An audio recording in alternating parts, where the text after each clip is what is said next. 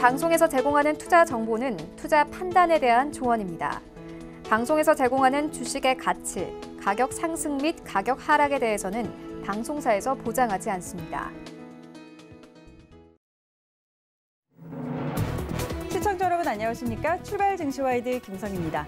어제 우리 양시장은 상승으로 마감했습니다. 코스피가 2,403선, 코스닥이 873선으로 마쳤는데요. 에너지가 크지는 않은 제한적인 상승이었습니다. 코스피 시장에서는 외국인과 기관의 동반 매수가, 코스닥 시장에서는 동반 매도가 나타나면서 수급은 엇갈린 모양이었는데요. 어제 가장 큰 특징적인 부분은 환율이었죠. 미국의 추가 부양책에 대한 기대 속에서 위험자산 선호 심리가 다시 부각되고 달러 약세, 위안화 강세 흐름과 맞물려서 중국의 소비 회복에 대한 기대까지 더해지면서 달러원 환율도 안정된 모습을 찾아갔습니다. 어제 달러원 환율은 6원 넘게 내리면서 15개월 만에 1,140원대로 내려왔는데요. 이 환율의 안정된 흐름 속에서 외국인 수급의 연속성도 이어질지도 지켜봐야겠습니다. 오늘 이 시간도 출발 증시와이드 함께 하시면서 이슈와 전략 체크하시기 바랍니다. 오늘의 주요 이슈부터 함께 확인하시죠. 네, 간밤에 뉴욕 증시가 기술주의 주도로 일제히 상승했습니다. 애플은 아이폰 12 출시 기대에 6% 넘는 급등을 보였고 아마존도 연례 할인 행사인 프라임데이를 앞두고 5% 가까이 올랐는데요. 또 이번 주 시작되는 실적 시즌 기대감도 상승에 힘을 보탰습니다. S&P 500 기업들의 3분기 순이익이 지난해 같은 기간보다는 21%가량 감소하겠지만 2분기 실적보다 큰 폭 개선될 거라는 전망 나오고 있는데요. 더불어 대선에서 누가 당선되든 부양책이 도입될 거라는 기대도 함께 투심을 자극했습니다. 국제유가는 3% 가까이 하락했습니다. 멕시코말 시설이 허리케인 델타의 영향력에서 벗어나 생산을 재개하면서 유가를 끌어내렸습니다. 또 리비아 최대 유전이 생산을 재개하고 노르웨이의 석유 노동조합 파업도 일단락 나면서 공급 과잉 우려를 부추겼는데요. WTI는 다시 $40 아래로 내려가며 39달러 43센트에 거래 마쳤고 브렌트유도 41달러 80센트에 거래됐습니다. 크리스틴 라가르드 유럽 중앙은행 총재가 디지털 유로를 매우 진지하게 검토하고 있다고 밝혔습니다. 국제통화기금이 주최한 화상 총회에서 코로나19가 우리 삶에 구조적인 변화를 가져왔다며 이같이 말했는데요. 코로나19 이후 전자상 거래가 폭증했고 디지털 결제의 신뢰도도 높다며 디지털 화폐의 도입을 앞당기겠다는 입장을 밝혔습니다. 올 들어 국내 증시에서 57조 원을 순매수하며 국내 증시를 이끌어온 개인 투자자들이 10월 들어 팔자세로 들어섰습니다. 3월부터 9월까지 코스피 시장에서 개인은 35조 넘게 매수하며 외국인과 기관의 매도를 방어해왔는데요. 이달 들어서는 1조 5천억 원가량을 순매도했습니다. 이에 대해 대주주 33억 요건 강화 정책으로 미리 주식을 처분하는 거라는 관측이 나오고 있습니다. 네, 이어서 간밤의 뉴욕 증시 마감 상황 함께 확인하시죠. 네, 간밤 뉴욕 증시는 3대 지수 모두 상승으로 마감했습니다. 다우가 0.8%가량 올려세우면서 28,837포인트로 거래 마쳤습니다. 이어서 S&P 500도 같이 확인하시죠. 네, 1% 넘게 상승했습니다. 1.6% 상승으로 3,534포인트로 거래 마쳤습니다. 나스닥도 함께 확인하시죠. 네, 나스닥의 상승폭이 가장 컸습니다. 기술주가 큰 폭 뛰면서 2.56% 상승했는데요. 11,876포인트로 거래 마쳤습니다. 출발 증시와이드 지금 출발합니다.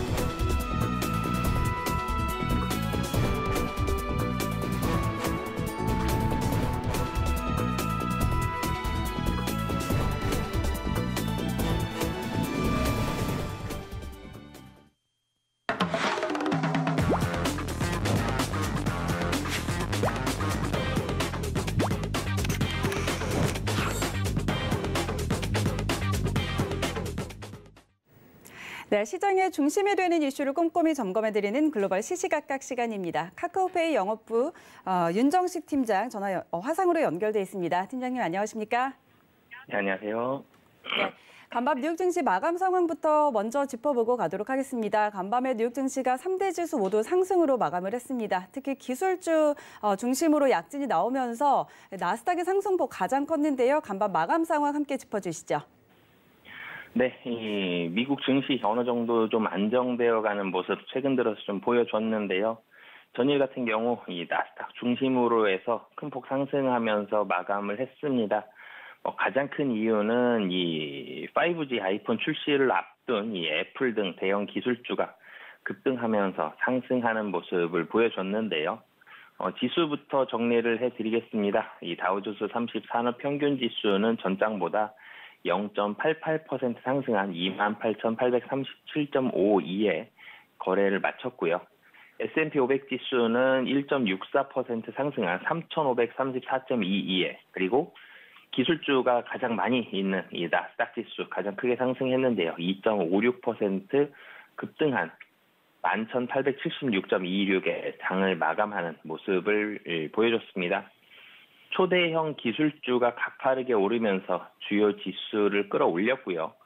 S&P 500과 다우, 나스닥 지수는 4거래일 연속 상승하면서 시장의 안정화된 모습 많이 강조하고 있습니다.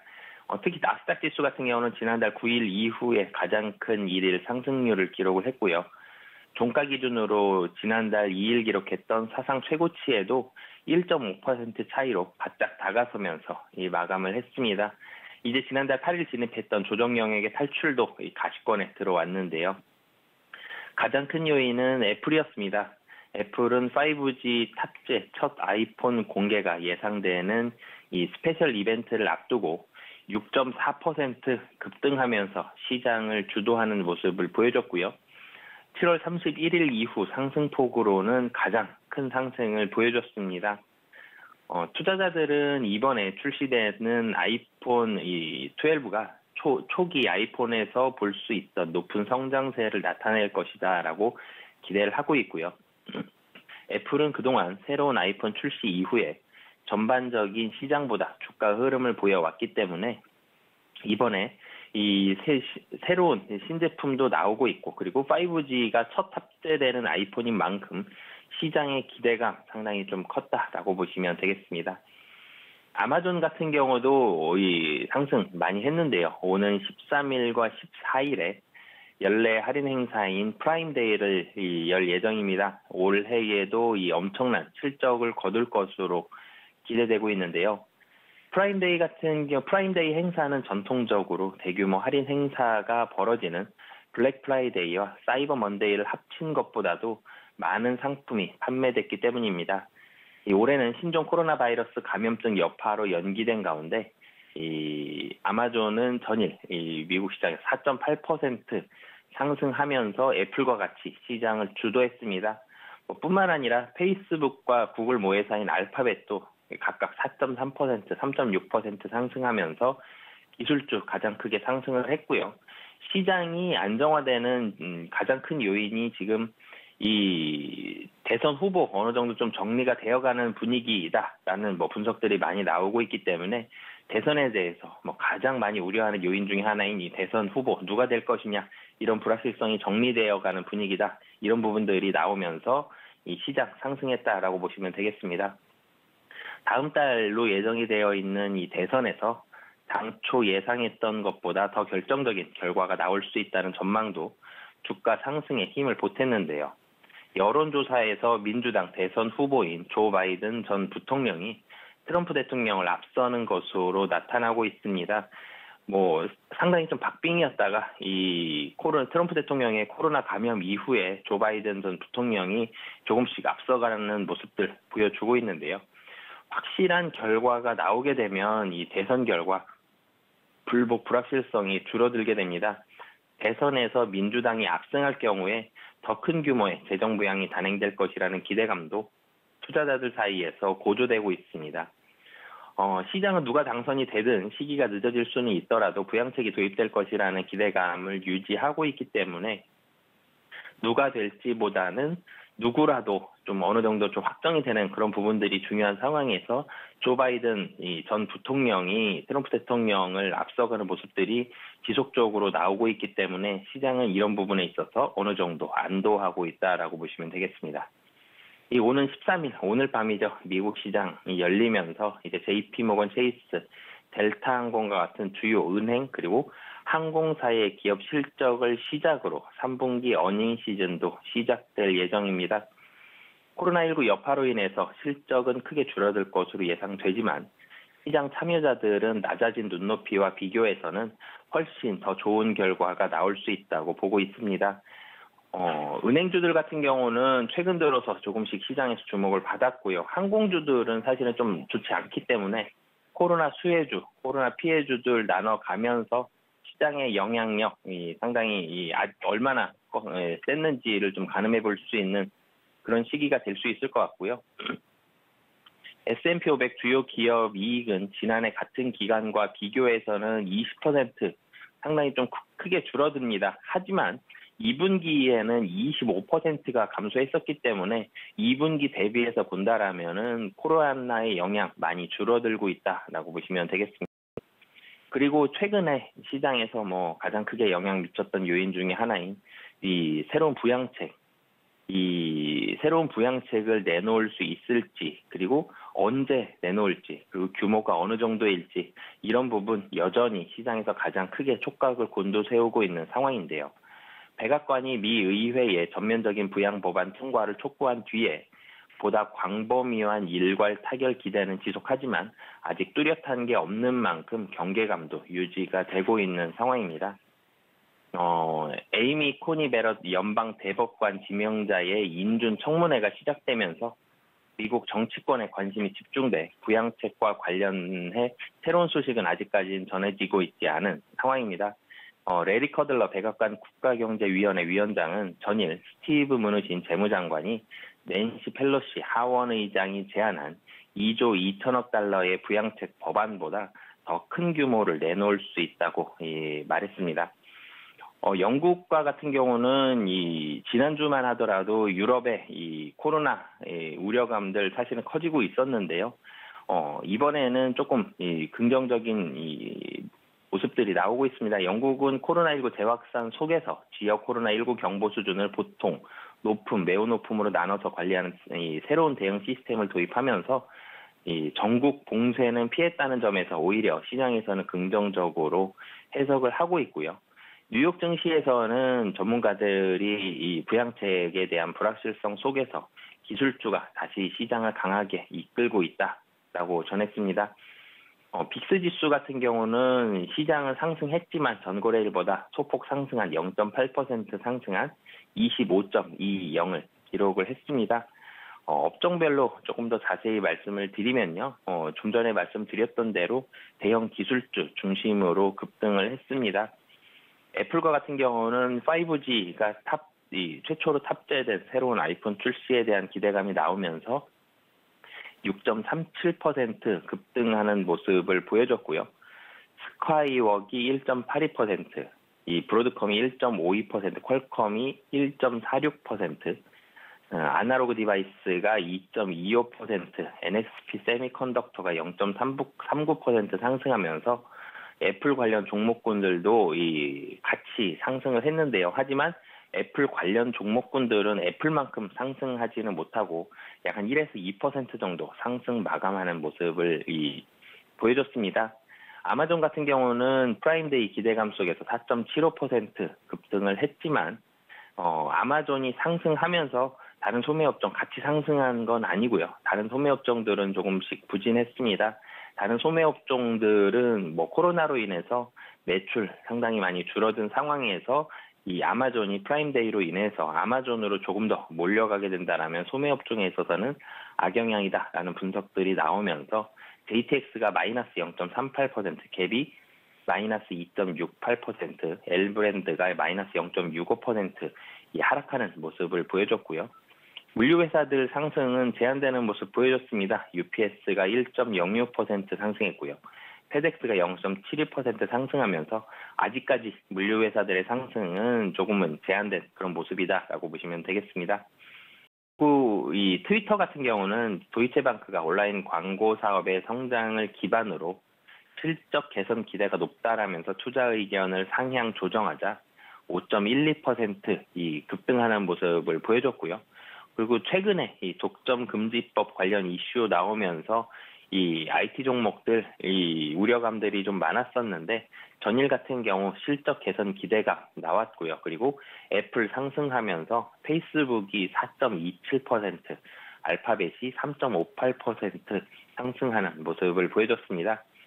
MS 같은 경우도 클라우드 수익 확대 그리고 엑스박스 출시에 따른 실적 개선 기대감으로 2.59% 강세를 보여줬고요. 포드는 새로운 경영진 그리고 신제품 판매 급증을 이유로 5.79% 상승을 했습니다. 펩시코는 2021년에 실적 개선 가속화 기대를 이유로 투자 의견이 상향되면서 2.67% 상승을 했고요. 중국 증시도 전일 사실 급등을 했습니다. 그러면서 알리바바가 2.2%, 진동닷컴이 5.68%, 핀두두가 6.51% 상승을 하면서 이 중국 증시 급등에 대한 이 중국 회사들 수혜를 많이 받았고요. 투자 의견 하향이 나왔던 자일링스, 아메리칸 에어라인은 하락하는 모습을 보여줬습니다.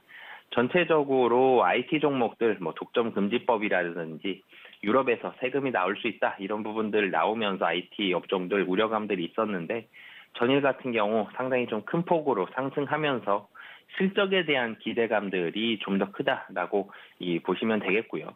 중국 관련한 종목들도 시장 우려감들 많았었는데 중국 증시 급등으로 인해서 수혜를 받았습니다. 전체적으로 전일 미국 시장은 우려감보다는 기대감 그리고 실적에 좀 더 주목하는 모습을 보여주면서 마감했다라고 정리할 수 있겠습니다. 네, 간밤 뉴욕 증시 마감 상황 함께 짚어봤습니다. 이렇게 기술주들이 다시 약진을 하면서 랠리를 펼치고 있는 상황인데 말씀해 주셨던 것처럼 유럽연합이 대형 IT 기업들에 대한 반독점 규제 강화를 내세우고 있습니다. 애플과 페이스북 등 대부분 이제 미국 기업들이 대상이라서 미국과의 갈등도 이미 예견이 되고 있는 상황인데 이 진행 상황과 앞으로 전망 어떻게 보실까요? 네, 지금 계속 우려감들 사실 나오고 있었는데요. 미중 갈등이라든지 코로나 이슈로 인해서 사실은 조금 이 시장에서 주목받지 못하는 우려감으로는 존재했지만 큰 주목을 받지 못했던 이 이슈, 이 시장에서 다시 나오고 있습니다. 미국 하원 같은 경우는 최근 페이스북과 구글, 애플, 아마존과 같은 4개 기업이 독점적 시장 지배력을 남용했다는 보고서를 공개한 바가 있는데요.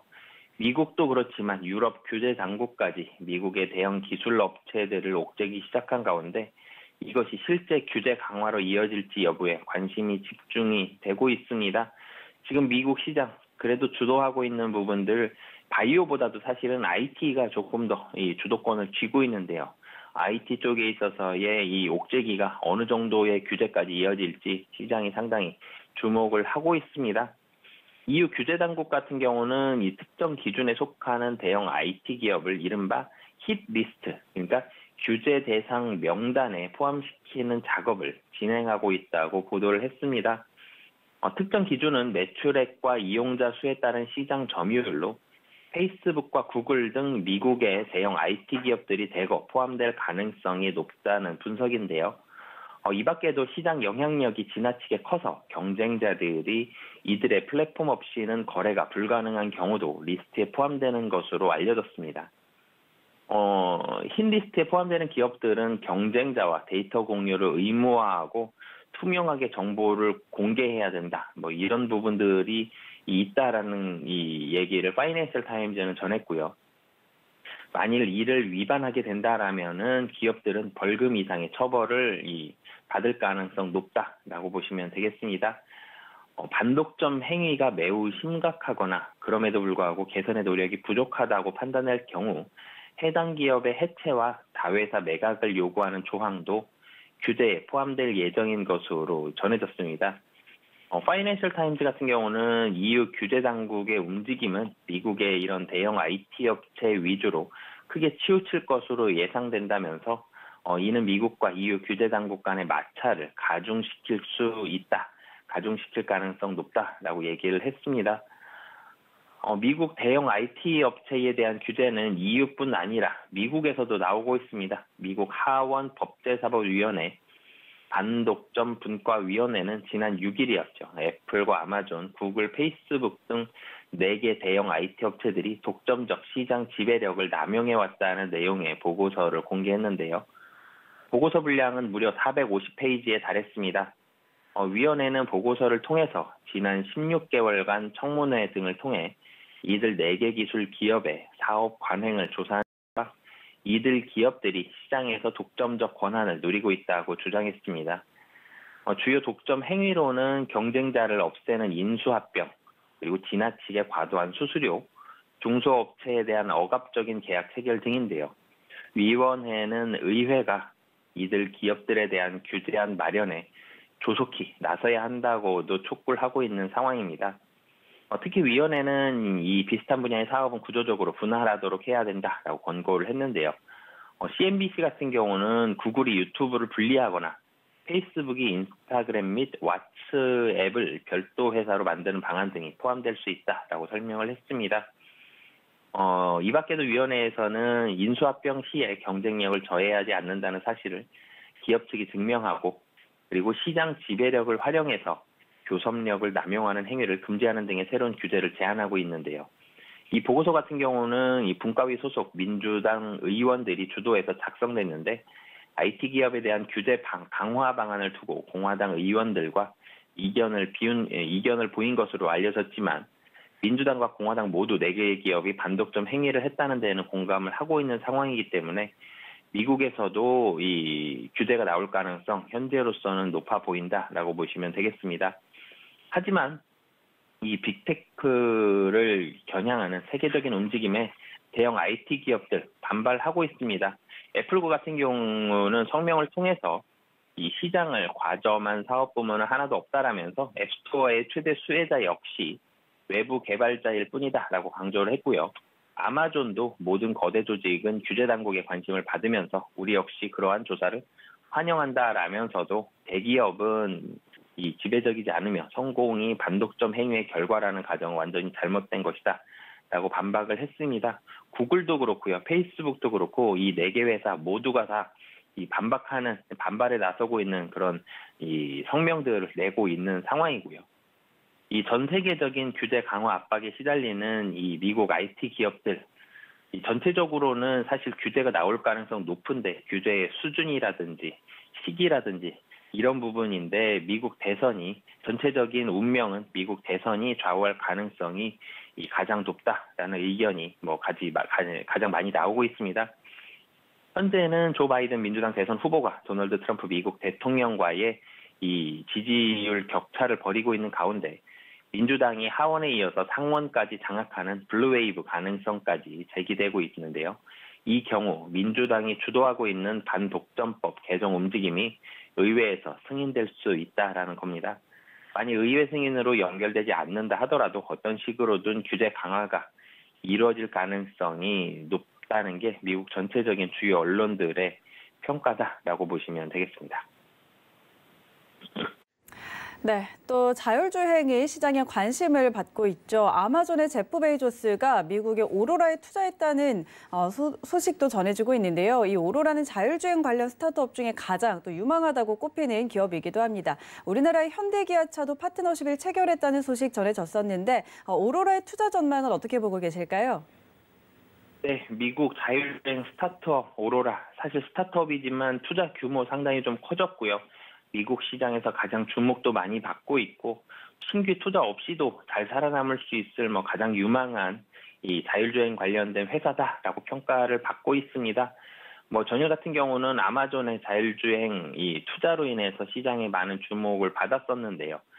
이 미국 자율주행 스타트업 오로라 같은 경우는 이 아마존과 유명한 벤처 캐피털 중에 하나인 세콰이어, 거대한 에너지 기업 중에 하나인 셀의 투자 펀드 등으로부터 5억 3천만 달러를 지난주 투자를 받았습니다. 우리나라 원화로 환산한다면 약 6천억 가까운 돈인데요. 오로라 같은 경우는 이번 투자받은 자금과 파트너십을 바탕으로 자율주행 기술을 더욱 안전하게 발전시키겠다라고 얘기를 했고요. 오로라 같은 경우는 사실 창업 당시부터 주목을 받았습니다. 이 구글과 테슬라, 우버에서 자동차 사업을 주도한 이 베테랑들이 같이 창업을 하면서 상당히 시장의 주목을 많이 받았는데요. 오로라의 최고 경영자 겸 공동 창업자인 크리스 험스는 알파벳의 자율주행 사업 부문 이 웨이모의 이 최고 기술 책임 이 CTO 출신입니다. 또 다른 공동 창업자 이 제품 책임자인 스털링 앤더슨은 테슬라의 모델 X의 디자인과 출시를 주도했고요. 오로라의 CTO이자 공동 창업자인 드류 바그넬은 이 우버의 어드밴스드 테크놀로지 센터의 설립을 지원한 바가 있습니다. 그러면서 창업 당시부터 이 올스타 팀이 모였다, 이 자율주행계의 어벤져스다라는 평가를 받으면서 상당히 주목을 받았고요. 로이터 통신 같은 경우는 오로라의 기업 가치가 25억 달러가 넘는다라면서 작년에 받은 투자만 하더라도 9천만 달러다라고 얘기를 했습니다. 이 오로라는 자체적으로 차량을 제조하기보다 중국의 테슬라로 불리는 전기차 회사인 바이튼, 폭스바겐, 현대자동차 등 기존 업체와 다양하게 손을 잡고 자율주행 시스템을 개발하고 있는데요. 이 아마존은 이번 오로라 투자를 통해서 자율주행 기술 확보에 한층 박차를 가할 전망입니다. 아마존 같은 경우는 자율주행 차량을 이용해서 이 배송비를 낮추는 데 도움이 될 것으로 기대를 하고 있는데요. 그러면서 자율주행 회사들에 지속적으로 투자를 하고 있습니다. 지난해 이 배송비로만 270억 달러를 넘게 썼기 때문에 배송비 낮추는데 상당한 이 집중을 하고 있는 상황인데요. 그러면서 아마존은 내부에 이 자율 차량 기술 전담 팀도 있고 지난해부터는 이 도요타와 제휴를 맺고 자율 주행차를 이용한 식료품 배달까지 추진을 하고 있습니다. 그러면서 이 아마존 오로라에 상당히 계속 주목하고 투자를 하고 있는데요. 이 자율주행은 아마존뿐만이 아니라 시장에 상당히 많이 주목을 받고 있기 때문에 오로라 같은 경우는 이 특별한 변수가 나타나지 않는다라면은 시장에서 지속적으로 투자와 주목받을 가능성 높아 보인다라고 보시면 되겠습니다. 네, 지금까지 카카오페이 증권 영업부 윤정식 팀장과 함께 글로벌 이슈 짚어봤습니다. 오늘 말씀 고맙습니다.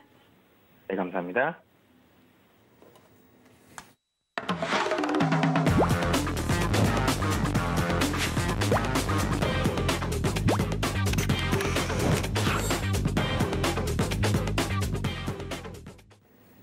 네, 이번에는 국내외 시장 쟁점 분석해보는 라이브 이슈타임 시간입니다. KTB 투자증권의 이성훈 과장 전화 연결돼 있습니다. 안녕하세요. 네, 안녕하십니까? 네, 반갑습니다.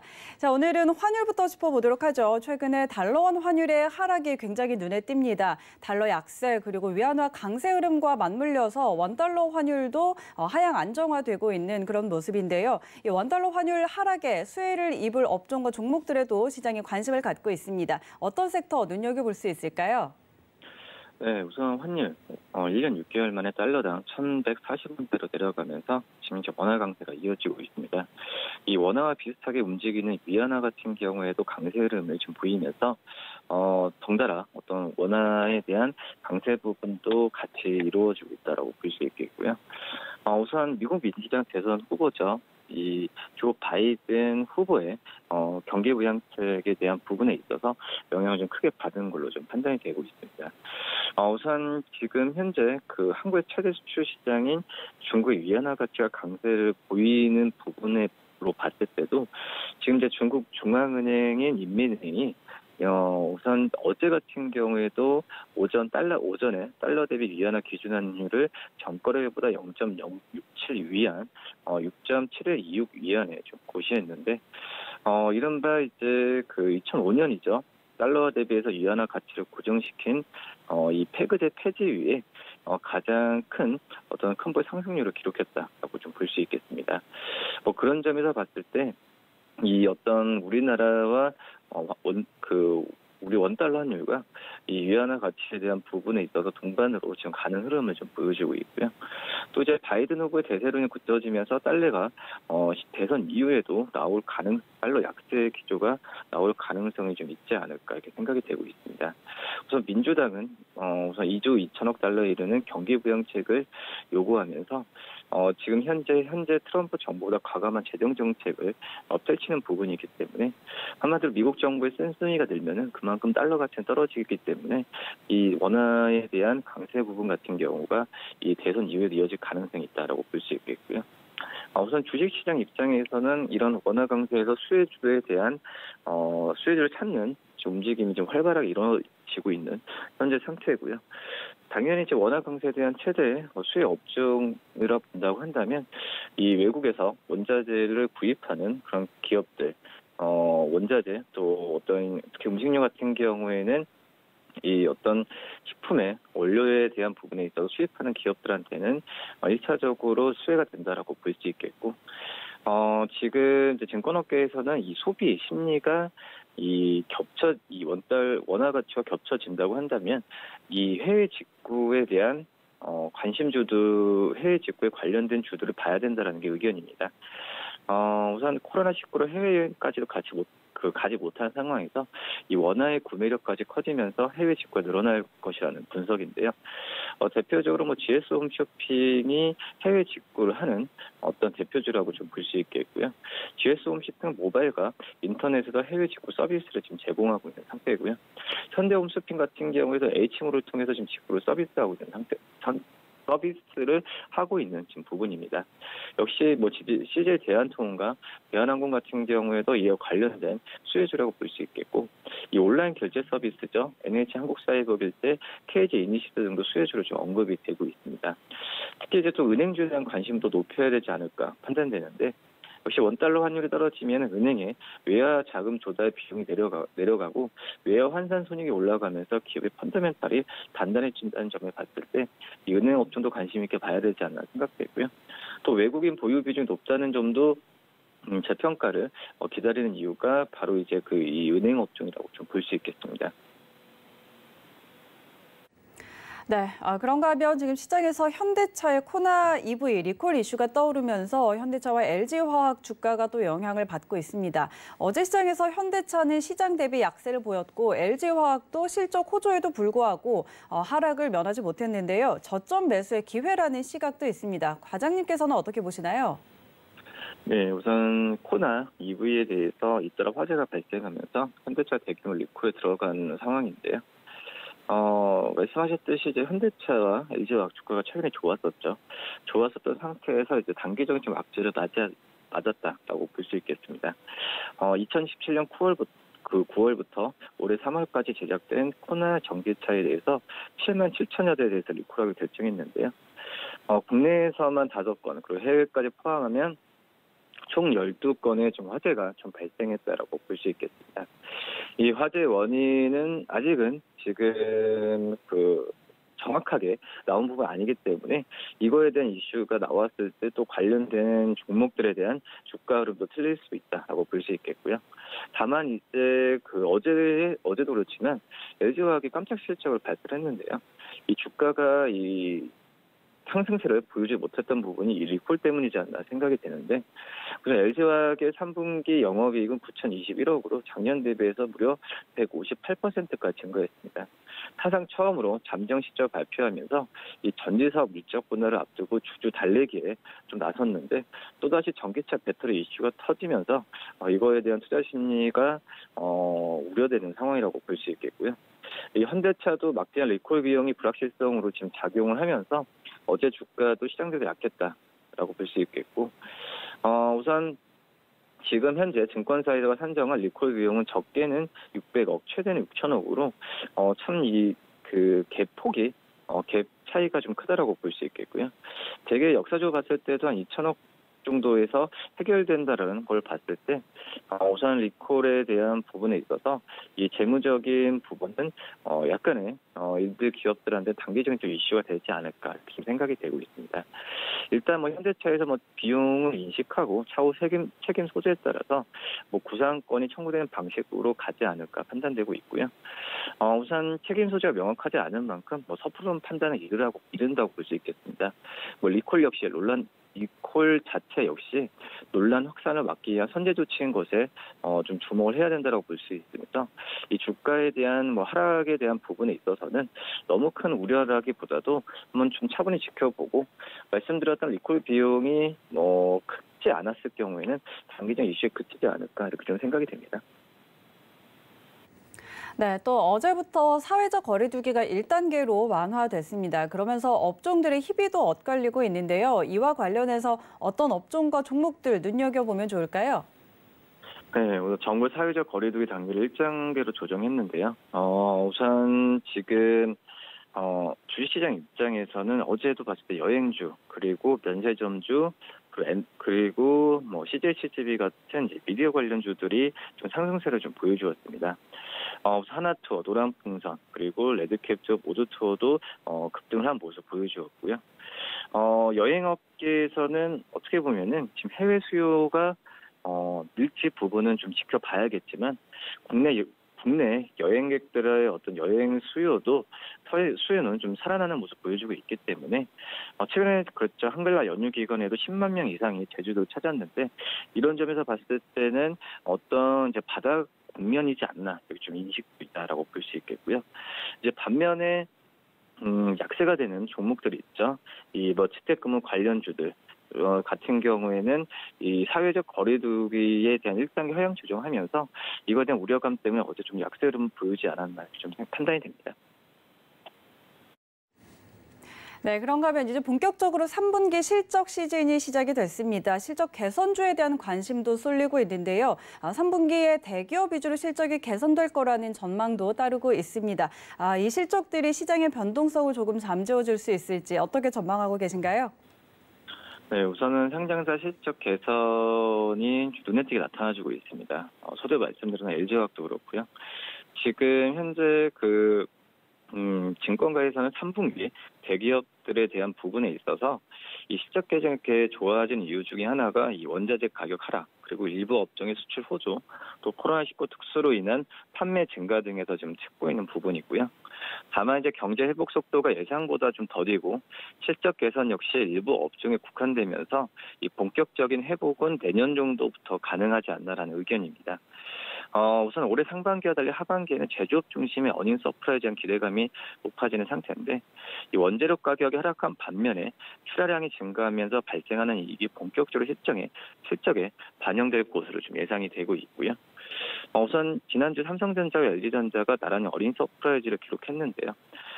우선 IT, 자동차, 화학 같은 이 정통적인 대형 가치주들 같은 경우에는 이 실적 개선에 대한 부분에 있어서 무리 없이 이루어지지 않을까를 좀 판단이 되고 있습니다. 중요한 부분은 이제 다음 달에 미국 대통령 선거 전까지 이 불확실성이 국내 증시를 억누르겠지만 이 기업들의 호실적이 이 정도 나온다고 한다면 증시 변동성을 상쇄할 가능성이 좀 크지 않을까 이렇게 좀 생각이 되고 있고 컨센서스로 좀 말씀을 드리면은 시가총액 상위 30개 기업의 올해 3분기 영업이익 컨센서스 총액은 지금 27조 5천억 이상입니다. 전분기가 18조 5,940억이었던 걸 본다고 한다면 무려 9조 원 48%까지 늘어날 것으로 집계가 되고 있고요.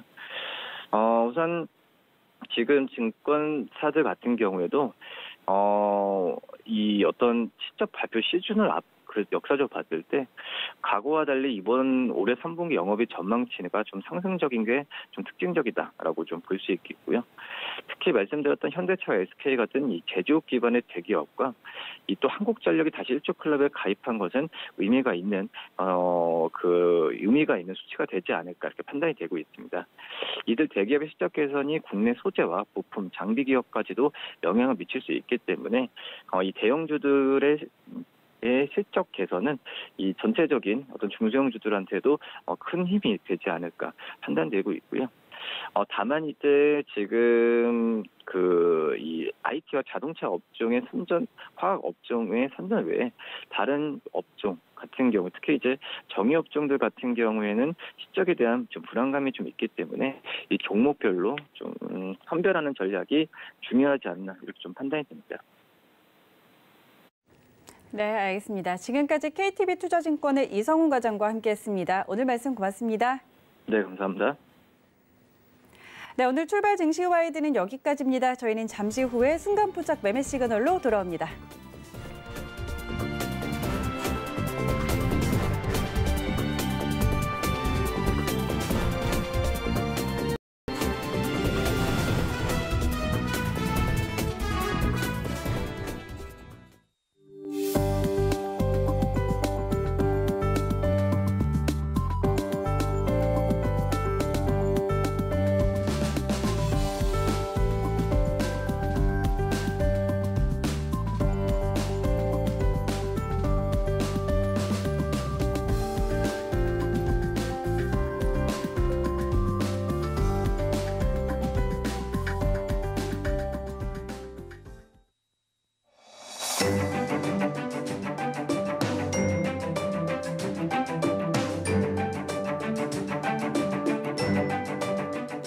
안녕하세요. K웨더 라이프스타일 예보 고강용입니다.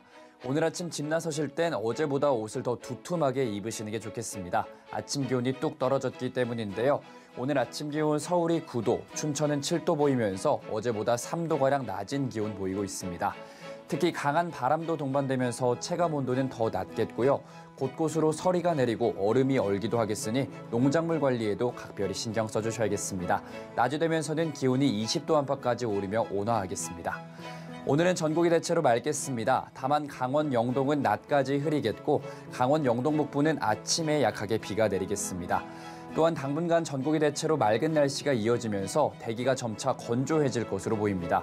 산불이나 각종 화재 예방에 유의하셔야겠습니다. 오늘 아침 전국 대부분 지역에 맑은 하늘 드러나 있고요. 강원 내륙과 산지 그리고 중부와 경상 내륙 곳곳에는 안개가 짙게 끼어 있습니다. 출근길 안전운전 하시기 바랍니다. 오늘 우리나라는 중국 산둥만도 부근에 위치한 고기압의 영향을 받겠습니다. 대기의 순환이 원활해 전국의 대기 질은 하겠습니다. 다음은 자세한 지역별 날씨입니다.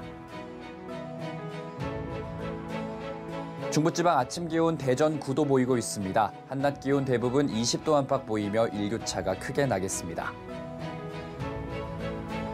동해안 아침 기온 강릉과 울진 11도로 출발하고 있습니다. 한낮에는 속초와 강릉이 17도까지 오르겠습니다.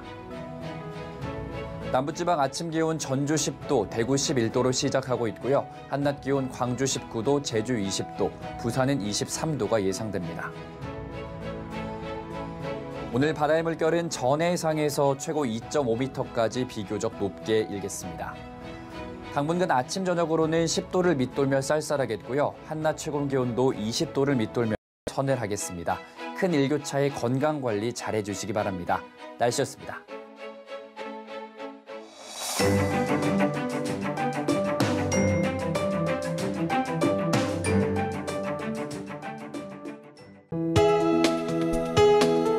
본 방송에서 제공하는 투자 정보는 투자 판단에 대한 조언입니다. 방송에서 제공하는 주식의 가치, 가격 상승 및 가격 하락에 대해서는 방송사에서 보장하지 않습니다.